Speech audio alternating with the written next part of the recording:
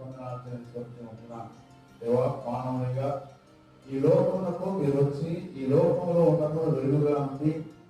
చీకటిలో ఉన్నటువంటి మానవులను, మానవ జీవితాలను, జీవిత విధానాలను వెలుగుపరిచి వెలుగుమైనటువంటి జీవితాన్ని జీవిస్తూ లోకములో వెలుగు ప్రతిష్ఠించేయాలని మా పట్ల మీ సంకల్పమైనగా ఈ దినాన వెలిగించుకోవడానికి మా హృదయాలను, మా కుటుంబాలను, మా సంబంధాలను, మా సంఘాలను ప్రభు ఆయకపరుచుకుంటూ మేము మీ భాషను కూడేట్టుగా మమ్మల్ని ఈ వాక్యం ద్వారా వెలిగించమని వేడుకుంటున్నాం.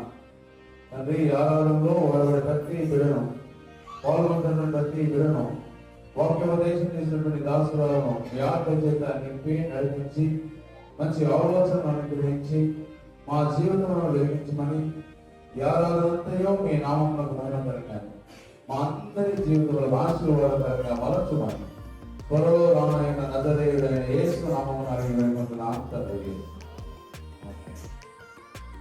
మనమందరము ఆ విధముగా నిలబడి కీర్తన పుస్తకంలోని 109వ కీర్తన చిత్తలేదిక యేసు గురించను ఎంతగానో ప్రార్థన